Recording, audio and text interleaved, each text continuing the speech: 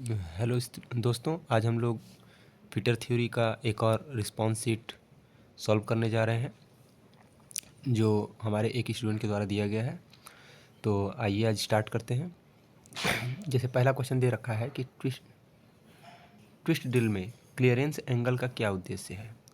अगर बात करें ट्विस्ट ड्रिल की, तो ट्विस्ट ड्रिल में जो क्लियरेंस एंगल होता है वो साइड से हमारे ट्विस्ट ड्रिल बिट को घिसे नहीं, इसलिए हम लोग जो है उसका उपयोग करते हैं। तो यानी कि ड्रिल के किनारे के घर्षण को रोकें, prevent friction of drill behind the cutting edge. तो ऑप्शन इसका ए एकदम बिल्कुल सही दिया हुआ है। ठीक है, नेक्स्ट क्वेश्चन पर आते हैं। आइए देखते हैं। कह रहा है दर्शाए गए चित्र में इस डिवाइस का नाम क्या है। इस डिवाइस का नाम कह रहा है, तो डिवाइस आपको देखने से ही समझ में आ रहा है कि ये डिवाइस कौन सा है। ये हमारा पिन वाइस है ना। ये है क्या है, पिन वाइस है। देखते हैं ऑप्शन में, ये क्या है, पिन वाइस है ना। तो ऑप्शन इसका सी जो है राइट हो जाएगा। नेक्स्ट क्वेश्चन पर आते हैं।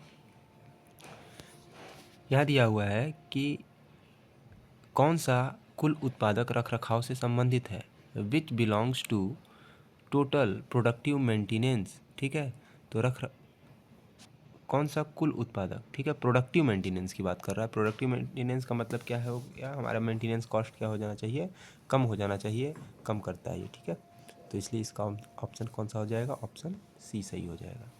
फिर नेक्स्ट क्वेश्चन पर आते हैं। कह रहा है असेंबली तकनीक विधि को पहचाने। तो ये डावल पिन जो है इसमें उपयोग किया गया है ना। सीधी सी बात है, ये रिपीटेड क्वेश्चन है। एक पेपर और मैंने सॉल्व किया था, उसमें भी ये प्रश्न था।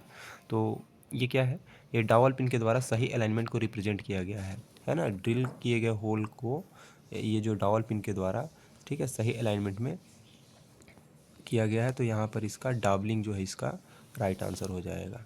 इस क्वेश्चन का राइट आंसर क्या हो जाएगा, ऑप्शन नंबर बी हो जाएगा। नेक्स्ट क्वेश्चन पर आते हैं। कह रहा है क्वेश्चन नंबर 5 में कि इस डायल कैलिपर की माप को पढ़ें। अच्छा, डायल कैलिपर की माप को पढ़ना है। तो हम देख पा रहे हैं यहाँ पर कि ये ज़ीरो लाइन है, फिर इसके बाद एक है, इसका मतलब बीच वाली लाइन क्या हो गई, 0.5 हो गई, है ना। तो एक हो गया और फिर दो हो गया और ये 0.5 वाली लाइन भी पूरी कंप्लीट हो गया। और ये मिलीमीटर में है, दो का मतलब हो गया 20। ठीक है, दो का मतलब हो गया 20 और ये 5 वाला लाइन भी कंप्लीट कर चुका है, तो प्लस का 5। फिर इसके बाद प्लस बात करते हैं हम लोग। तो जो इसका लीस्ट काउंट है उसको देखिए, ये कौन से खाने पर मैच कर रहा है। तो ये खाना मैच कर रहा है, 19वां खाना मैच कर रहा है। 20 और एक कम है, नहीं 20 नहीं, 24वां खाना मैच कर रहा है। 20 के बाद देखिए सबसे पहले 20 है, फिर उसकी छोटी छोटी लाइनों को काउंट करेंगे, 21, 22, 23, 24 और ये यहाँ पर ये 25 से एक कम है यानी 24 हो गया। तो 24 और इनटू का क्या हो जाएगा, इसका लीस्ट काउंट। तो देखिए इस पर लीस्ट काउंट लिखा हुआ है यहाँ पर, ये लीस्ट काउंट कितना 0.05 है। तो 0.05 इस पूरे को कैलकुलेट कर लीजिए तो कितना हो जाएगा, 20 5 25 और 25 प्लस यहाँ पर अगर हम बात करें तो 20 पंचे 100 और 4 पंचे 20, यानी कि ये मिलेगा आपको 120 डेसिमल 2 अंक पे, तो 1.25 ऐड कर दीजिए तो 26 दशमलव कितना आ जाएगा, 26.2 आ जाएगा। आइए आंसर चेक कर लेते हैं। ठीक है, हमारे अकॉर्डिंग 26.2 आ रहा है। अब आइए आंसर चेक कर लेते हैं। तो यहाँ पर आंसर आपका 26.2 ये दिया हुआ है। ठीक है, तो इसका राइट आंसर क्या हो जाएगा, ऑप्शन नंबर सी जो है राइट आंसर हो जाएगा। नेक्स्ट क्वेश्चन पर आते हैं।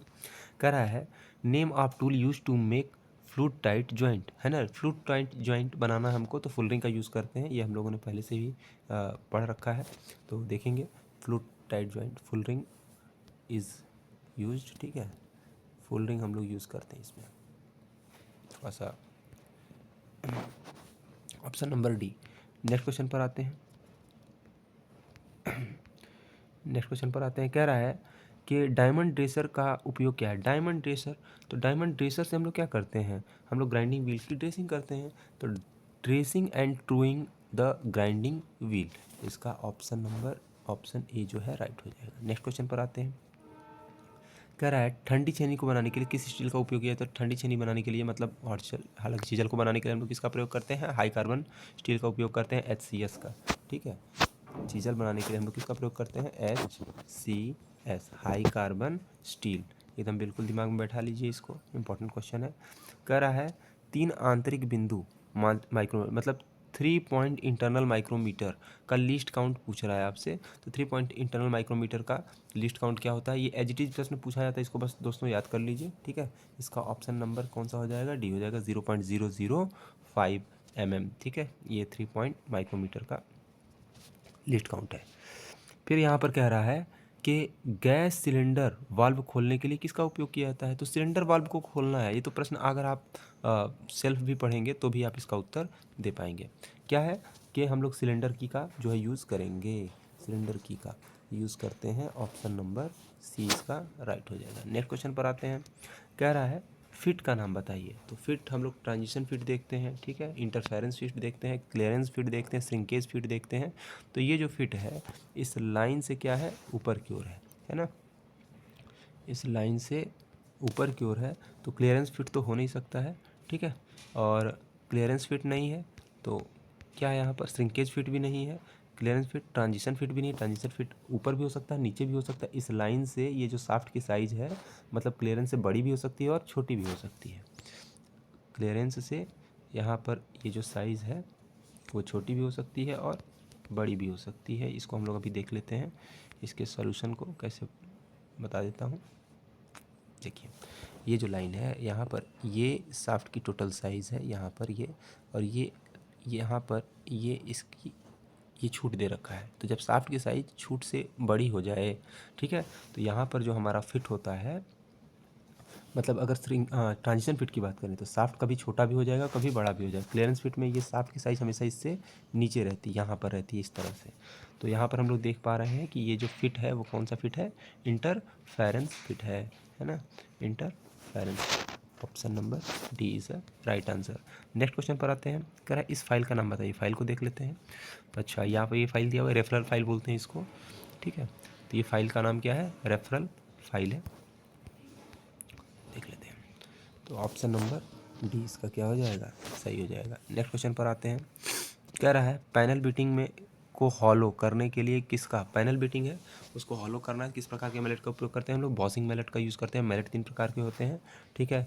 एक तो डबल फिश मेलेट हो जाएगा, बॉसिंग मेलेट हो जाएगा और एंड फैक्ट मेलेट होता है। 3 तरह के मेलेट होते हैं, तो यहाँ पर बॉसिंग मेलेट का यूज़ किया जाता है। खराद मशीन पर कंपाउंड रेस्ट का घुमाव की क्या होता है। कंपाउंड रेस्ट जो होता है वो 360 डिग्री पूरा एक चक्कर घूम जाता है वो, है ना। तो 360 डिग्री इसका राइट आंसर हो जाएगा। आइए देख लेते हैं। तो ऑप्शन इसका बी जो है दिया भी है ना, option B is a right answer. फिर कह रहा है दिखाए गए चित्र में, तो ये क्या कर रहा है, ये ड्रिल के एंगल को, ये ड्रिल के एंगल को मेजर कर रहा है, ठीक है। तो एंगल गेज से हम लोग क्या कर रहे हैं, ड्रिल कोण माप रहे हैं। तो क्या है, ड्रिल कोण गेज। अच्छा गेज का नाम क्या है, दर्शाएगा गेज, तो ड्रिल गेज हम लोग बोलेंगे, एंगल गेज हो गया ना, ड्रिल एंगल गेज हो जाएगा। नेक्स्ट क्वेश्चन पर आते हैं। कह रहा है तत्काल जीवन रक्षक प्रक्रिया कौन सी है। फर्स्ट एड देते हैं हम लोग, तत्काल जीवन रक्षक प्रक्रिया कौन सी है, तो फर्स्ट एड हम लोग देंगे, ठीक है। नेक्स्ट क्वेश्चन पर आते हैं। कह रहा है हल्की असेंबली में काम में कौन सी रिवेट का उपयोग किया जाता है। हल्की असेंबली में तो हम लोग कॉनिकल रिवेट का यूज़ करते हैं, इसमें कॉनिकल हेड रिवेट का, ऑप्शन इसका बी हो जाएगा। नेक्स्ट क्वेश्चन पर आइए। कह रहा है वर्नियर माइक्रोमीटर, ध्यान दीजिए, एक माइक्रोमीटर होता है और एक होता है वर्नियर माइक्रोमीटर, इसकी रीडिंग की गणना करनी है। अच्छा रीडिंग की गणना करनी है तो देख लेते हैं हम लोग कैसे गणना करेंगे। तो यहाँ पर क्या कह रहा है, यहाँ पर आपको कम्प्लीटली ये 0 से 5 mm तक कंप्लीट गया है, फिर 5 से 1 6 7 8 अगर हम बात करें तो 5 से 5 mm पूरा कंप्लीट गया है। अगर ऊपर लाइन को देखें तो 6 7 8 9 भी पूरा कंप्लीट किया, यानी कि 9 mm कंप्लीट होगा। प्लस नीचे की जो ये वाली लाइन है, नीचे वाली 0.5 वाली, इसको भी क्रॉस कर चुका है, तो यानी कि 9.5 हो गया। अब बात करते हैं प्लस। अब अगर हम बात करें कि 45 के बाद यहाँ पर देखिए ये 45 वाला खाना और ये ऊपर 46 वाला खाना, ये क्रॉस कर चुका है। तो 46 इंटू इसका लिस्ट काउंट कितना होता है, 0.01 होता है। प्लस ध्यान दीजिए वर्नियर माइक्रोमीटर में ये भी पैमाना देखा जाता है, ये वाले जो है रोटरी पैमाना, इसको ही बांटा गया है ना, ये देखिए यहाँ पर इस लाइन में। तो इसमें कौन सी लाइन कह रहा है, इसमें देखिए आपको बोल रहा है कि ये है 0, फिर 0 के बाद 1, फिर 2 और ये 3, तीसरा वाला लाइन मैच कर रहा है। तो ये काफ़ी बारीक लाइन है, यहाँ पर ध्यान देंगे आप। तो कितना है ये 0 और इसके बाद 2 है, 2 के बाद आगे एक 3 वाली लाइन मैच कर रही है, तो 3, ठीक है। इनटू का जो वर्नियर माइक्रोमीटर का लिस्ट काउंट होता है वो 0.00, ठीक है, 1 होता है। तो अब इस पूरे को अगर कैलकुलेट करेंगे, मैं यहाँ कैलकुलेट कर देता हूँ, अगर इस पूरे कैलकुलेट करेंगे तो 9.5, मतलब 9.5 तो हमको मिलेगा ही मिलेगा। प्लस इसकी बात करते हैं, इस वाले पैमाने को अगर हम लोग कैलकुलेट करें तो कितना मिल जाएगा, 0.46 मिलेगा, ठीक है। 0.4, ये यहाँ पर दोस्तों नहीं बन पा रहा है, तो 0.46। अच्छा, इसको 46 लास्ट में देखिए, इसके 0.00 तो लास्ट में 3 आएगा, तो उसके हिसाब से इसको कैलकुलेट कर लीजिएगा आप लोग गुणा करके। तो लास्ट में 3 है, देखिए 9, अगर मैं यहाँ पर कैलकुलेट करना चाहूँ तो कितना था, 9.5 था, और प्लस का कितना था हमारे पास 0.46 था, फिर प्लस कितना था उसमें हम लोग 3 का मल्टीप्लाई किए तो 0.003 था। अब इस पूरे को कैलकुलेट करेंगे हम लोग तो कितना आ जाएगा, 9.963।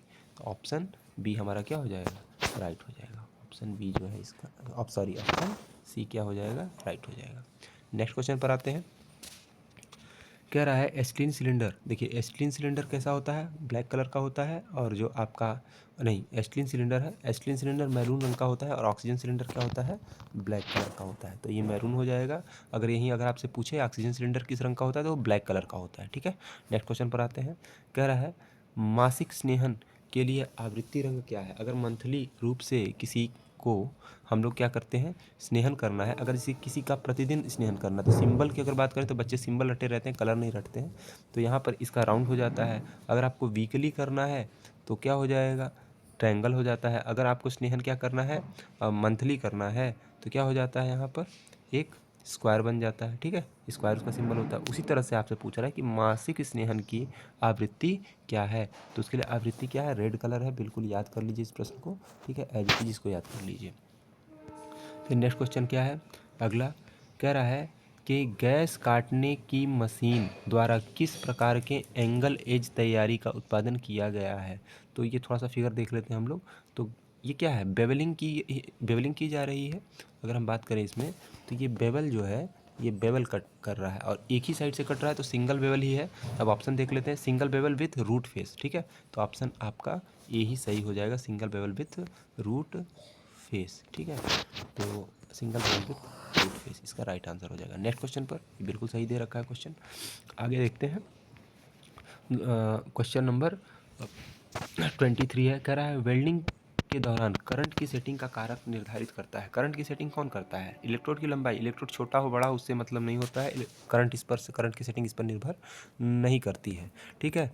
अगर हम बात करते हैं वेल्ड की स्थिति, तो वेल्ड भी हमको चाहे जैसे भी करना हो उसमें भी करंट की स्थिति हमारी जो है प्रभाव नहीं डालती है।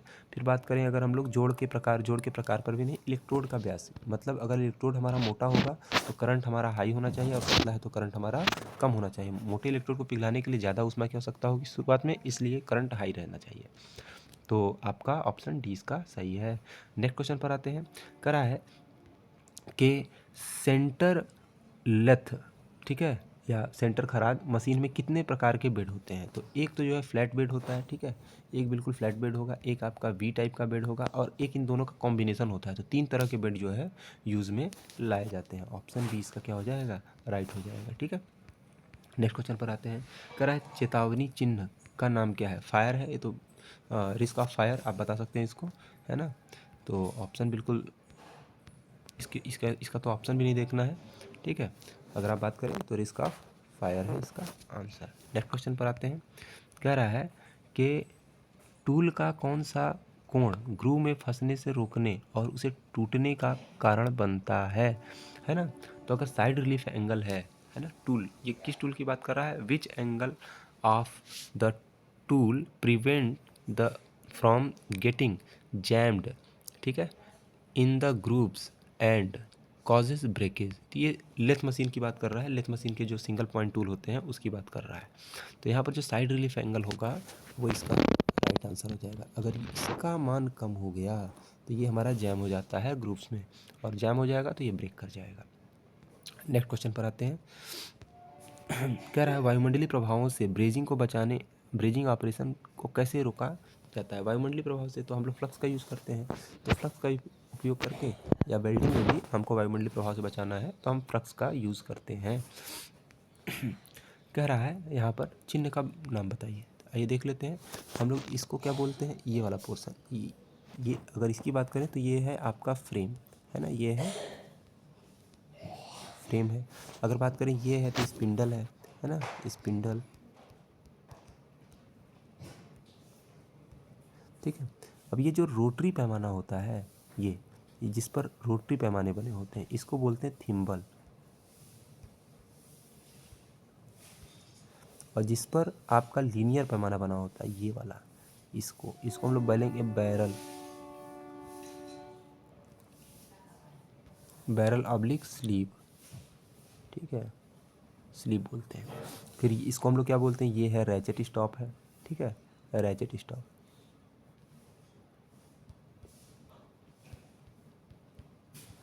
रैचेट स्टॉप है, ठीक है। तो इस तरह से आप इसको ध्यान में रखे रहिएगा। और यहाँ वाला जो है ये पोर्शन जहाँ पर स्पिंडल टकराता है इसको हम लोग बोलते हैं क्या, इसको बोलते हैं एनविल। अलग अलग क्वेश्चन में, अलग अलग पेपर में अलग अलग चीज़ें पूछ सकता है। नेक्स्ट क्वेश्चन पर आते हैं। तो इस प्रश्न का आंसर क्या हो जाएगा, इस प्रश्न का आंसर हो जाएगा आपका thimble, is right answer. Next question पर आते हैं। कह रहा है डिल पैनापनिंग, ये इंग्लिश में लिखा, हिंदी में कुछ गड़बड़ लिख रहा है, लिख लेते हैं यहाँ पर। कह रहा है what is the name of the part, ठीक है, marked as X in drill sharpening. अच्छा हम लोग क्या कर रहे हैं, ड्रिल को ग्राइंड कर रहे हैं, यहाँ फिगर में देख लेते हैं। तो अच्छा एक्स को, तो क्या कर रहा है, ये आपको बेस प्रोवाइड कर रहा है, ठीक है। तो ये क्या कर रहा है, होल्ड करने का काम कर रहा है, देख लेते हैं, है ना। टूल रेस्ट, इसका नाम क्या हो जाएगा, टूल रेस्ट, बिल्कुल सही है ना। होल्ड मतलब उसको सहारा प्रदान कर रहा है, तो टूल को रेस्ट प्रदान कर रहा है, तो यानी इसका आंसर क्या हो जाएगा, ऑप्शन सी सही है। नेक्स्ट क्वेश्चन पर आते हैं। कह रहा है धातु काटने की आरी का नाम क्या है, धातु काटने की आरी का नाम क्या है। अरे तो ये किस तरह की अगर धातु काटने की आरी बोल ही दिया, ये प्रश्न आपके लिए थोड़ा सा कठिन हो सकता है क्योंकि इस तरह के फिगर आपके थ्योरी के बुक में नहीं दे रखे हैं। तो यहाँ पर क्या है कि धातु काटने की आरी, तो यहाँ पर जो ये आरी सॉ लगा हुआ कैसा है, सर्कुलर है, तो इसलिए हम लोग इसको क्या बोल देंगे, सर्कुलर सॉ बोल देंगे। अच्छा सर्कुलर आरी दिया भी है, सर्कुलर सॉ बिल्कुल एज इट इज आंसर दिया हुआ है। कह रहा है जोड़ और शोल्डर के लिए कौन सी धातु की सीट सबसे आसान होती है। तो टिंट प्लेट जो होता है ये सबसे आसान होता है जोड़ और मतलब सोल्डरिंग करने के लिए, है ना। टिंट प्लेट हम लोग सबसे आसानी से जोड़ा जा सकता है। फिर कह रहा है स्क्रू जैक में किस तरह का थ्रेड, देखिए स्क्रू जैक में हम लोग जब यूज़ करते हैं तो स्क्वायर थ्रेड का यूज़ करते हैं। स्क्वायर थ्रेड का यूज़ क्यों करते हैं, क्योंकि स्क्वायर थ्रेड काफ़ी बड़े बड़े बनाए जा सकते हैं, और एक चक्कर घुमा करके हम काफ़ी, मतलब जो लीड होती है इसकी काफ़ी ज़्यादा होती है, मतलब ज़्यादा लीड में इसको बनाया जा सकता है, इसलिए इसका आंसर क्या हो जाएगा, स्क्वायर थ्रेड हो जाएगा। बी थ्रेड तो छोटे छोटे बनते हैं, बड़े बड़े थ्रेड बनेंगे तो और उसकी स्ट्रेंथ भी कम होती है, तो हमको मजबूत स्ट्रेंथ चाहिए, तो इसलिए हम लोग क्या इसका यूज़ करते हैं, स्क्वायर थ्रेड का यूज़ करते हैं। नेक्स्ट क्वेश्चन पर आते हैं। कह रहा है गैस कटिंग के दौरान, ठीक है, शरीर को उड़ने वाली चिंगारी से बचाने के लिए किस उपकरण का उपयोग, उपकरण मतलब सेफ्टी की बात हो रही है, तो हम लोग चमड़े का एप्रन, है ना, उपयोग में करेंगे ताकि हम चिंगारी से बचे रहें, जो पूरा गले में लेकर के पूरे शरीर को ढका रहता है, उसकी बात कर रहा है। नेक्स्ट क्वेश्चन पर आते हैं। कहला ब्लास्ट फर्नेस में डाले गए अयस्क में चूने पत्थर प्रवाही फ्लक्स के रूप में क्यों मिलाए जाते हैं, ताकि झाग बन सके और अशुद्धि को दूर कर सके, ठीक है, झाग बनेगा यानी स्लैग, तो इसलिए इसका इस प्रश्न का आंसर क्या हो जाएगा, इस प्रश्न का आंसर हो जाएगा आपका option number C. Next question पर आते हैं। कह रहा है कि किस फाइल में समांतर किनारे पूरी तरह से लंबाई होते हैं, हैंड फाइल है, तो हैंड फाइल में जो है समांतर किनारे पूरी तरह से, ये रिपीटेड क्वेश्चन है, इलेक्ट्रीशियन में भी ये पूछा गया था। नेक्स्ट क्वेश्चन पर आते हैं। कह रहा है धातु की वह प्रॉपर्टी जो टूटने से पहले स्थायी विकृति की अनुमति नहीं देता। टूटने से पहले, जैसे अगर कोई मटेरियल है, हम इस पर फोर्स अप्लाई कर रहे हैं, तो फोर्स अप्लाई कर रहे हैं तो इसमें किसी प्रकार का कोई डिफॉर्मेशन नहीं दिखाई दे रहा है, लेकिन अचानक से क्या कर जा रहा है, ब्रेक कर जा रहा है, टूट जा रहा है, तो ये प्रॉपर्टी क्या कहलाती है, भंगुरता कहलाती है, ब्रिटलनेस कहलाता है ना। तो अगर हम बात करें तो इसका आंसर क्या हो जाएगा, ब्रिटलनेस। स्थायी विरूपण नहीं देता और डायरेक्ट अचानक से ये ब्रेक कर जाता है। कह रहा है एक्स चिह्नित भाग क्या है, तो एक्स चिह्नित भाग हम देख पा रहे हैं यहाँ पर कि यह एक प्रकार का चक ही है ना।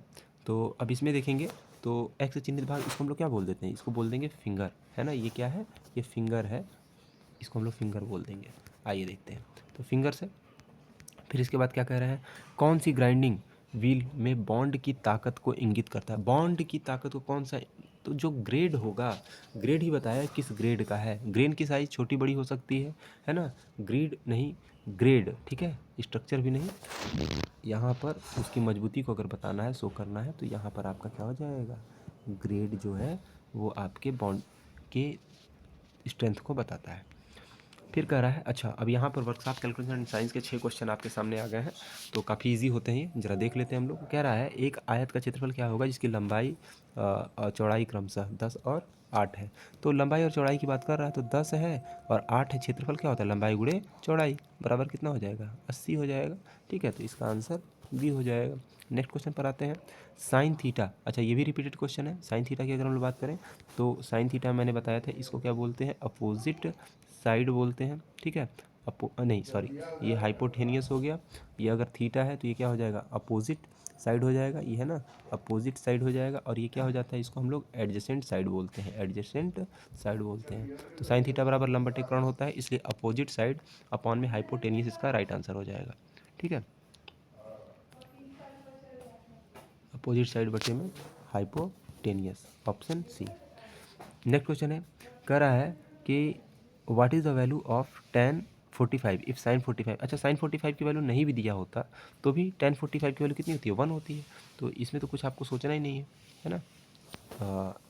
यहाँ पर क्या हो जाएगा, ऑप्शन ए जो है राइट हो जाएगा। नेक्स्ट क्वेश्चन पर आते हैं, कह रहा है पानी का क्वथनांक, पानी का क्वथनांक कितना होता है, 100 डिग्री सेल्सियस होता है। ठीक है, 100 डिग्री सेल्सियस। अगर बर्फ़ का गलनांक पूछता तो 0 डिग्री सेल्सियस। ऊष्मा की इकाई क्या होती है, ऊष्मा एक प्रकार की ऊर्जा है, तो इकाई क्या हो जाएगी, जूल ही हो जाएगी। ठीक है ना, एसआई इकाई की बात कर रहा है, तो ऊष्मा की एसआई इकाई क्या हो जाएगी, जूल दिया हुआ इन्होंने। ठीक है, centigrade heat unit calorie, British नहीं, कैलोरी तो सीएस यूनिट हो जाती है, तो इसलिए इसका आंसर क्या हो जाएगा, जूल हो जाएगा। नेक्स्ट क्वेश्चन कह रहा है 1 इंच में कितने मिलीमीटर होते हैं, तो 1 इंच है ना, 1 इंच में होता है 2.54 सेंटीमीटर होता है। अगर सेंटीमीटर में पूछे और मिलीमीटर में पूछे तो इसमें 10 का मल्टीप्लाई कर दीजिए, यानी 25 दशमलव कितना हो जाएगा, 4 mm हो जाएगा। ठीक है, तो आंसर इसका बी जो है राइट हो जाएगा। नेक्स्ट क्वेश्चन पर आते हैं, कह रहा है कि लाइन बी को पहचानिए। अच्छा लाइन बी कहाँ है देखते हैं, एक, अच्छा इन्होंने एक फिगर दे रखा है, इसमें कह रहा है कि लाइन बी को पहचानिए। लाइन बी कहाँ है, लाइन बी आपका ये है। तो सीधी सी बात है, ये दिख रहा है क्या, डायमेंशन लाइन है। देखिए दोस्तों, अगर हम बात करें कि डायमेंशन लाइन को कैसे रिप्रेजेंट करते हैं, तो डायमेंशन देखिए यहाँ पर ऐसे करके ये एरो हेड बना होता है, ऐसे करके ये एरो हेड बना होगा। इस लाइन को हम लोग बोलेंगे डायमेंशन लाइन, डायमेंशन लाइन है ना, डायमेंशन लाइन यानी बीमीय रेखा। डायमेंशन लाइन ये होता है एक्सटेंशन लाइन, है ना, एक्सटेंशन लाइन होता है। और इसको बोलते हैं एरो हेड बोलते हैं, एरो हेड बोलते हैं, एरो हेड। ठीक है, तो याद किए रहिएगा, ये कौन सी लाइन हो जाएगी, डायमेंशन लाइन हो जाएगी। ठीक है, तो यहाँ पर है आपके पास आंसर इसका option number B, dimension line, आयाम रेखा। ठीक है, नेक्स्ट क्वेश्चन पर आते हैं, कह रहा है चित्र में दर्शाए गए प्रिज्म का नाम क्या है। अच्छा यहाँ पर ड्राइंग के क्वेश्चन जो है दिए हुए हैं ना, तो कह रहा है चित्र में दर्शाए गए प्रिज्म का नाम क्या है, प्रिज्म की बात कर रहा है, तो प्रिज्म है, स्क्वायर प्रिज्म है, ये तो सिंपल सा क्वेश्चन है।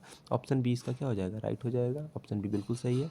नेक्स्ट बात करते हैं, आईएस के अनुसार कौन सा ड्राइंग आयाम सही है, आईएस के अनुसार कौन सा ड्राइंग आयाम सही है। अच्छा आयाम की हमने बताया था कि कभी भी जो ड्राइंग होती है ना, आयाम रेखा हमेशा इसके ऊपर लिखी होती है। ठीक है, अगर बात करें इधर में तो इधर भी क्या होगा, हमेशा ऊपर ही लिखा होता है। तो मतलब अगर मतलब सिंबॉलिक फॉर्म में देखिएगा कि ये जो लिखा हुआ है इसके वर्टिकल है कि पैरेलल लिखा हुआ है, तो यहाँ पर वर्टिकल है, सारी लाइनें क्या होंगी, वर्टिकल ही होनी चाहिए। तो इसमें देखते हैं क्या क्या सामने आपके है। तो जैसे पहले में है डायमेंशन लाइन के ऊपर, डायमेंशन लाइन के ऊपर और डायमेंशन लाइन के बाय, तो पहला ऑप्शन तो सही हो जा रहा है, लेकिन कभी कभार बच्चे कंफ्यूज होते हैं, तो इसके अन्य ऑप्शन को भी देख लेते हैं हम लोग।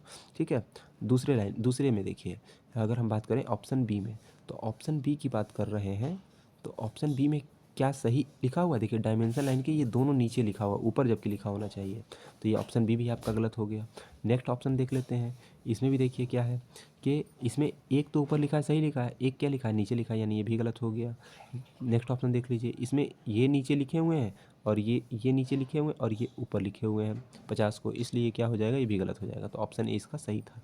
नेक्स्ट क्वेश्चन पर आते हैं। कह रहा है सेट स्क्वायर का नाम लिखें। तो ये 45 डिग्री वाला सेट स्क्वायर है ना, ये 45 होता है और ये भी इसमें कितना होता है, 45 होता है। तो सेट स्क्वायर 45 वाला है ये, 45 सेट स्क्वायर नाम भी हो गया इसका। नेक्स्ट क्वेश्चन पर आते हैं। कह रहा है उपकरण का नाम लिखिए। उपकरण ये ट्राई स्क्वायर है, ठीक है, ट्राई स्क्वायर है ना। देख लेते हैं इसमें ट्राई स्क्वायर है, क्या है, बढ़ई ट्राई स्क्वायर, ठीक है। तो ये क्या हो जाएगा, ये आपका ट्राई स्क्वायर हो जाएगा। नेक्स्ट क्वेश्चन पर आते हैं। कह रहा है त्रिभुज का नाम लिखिए। त्रिभुज कौन सा दे रखा, राइट एंगल ट्रायंगल है ये। तो इसका आंसर क्या हो जाएगा, ऑप्शन समकोण त्रिभुज। तो ऑप्शन जो है इसका डी जो है राइट है। तो बस दोस्तों आज के लिए इतना ही, ठीक है, और मिलते हैं अपने नेक्स्ट वीडियो में। धन्यवाद। अगर आपको मेरी वीडियो अच्छी लगती है तो इसको ज़रूर से ज़रूर सब्सक्राइब कर दीजिए और शेयर भी कर दीजिए। वीडियो अच्छी लगती है तो लाइक कर लीजिए, ठीक है। धन्यवाद।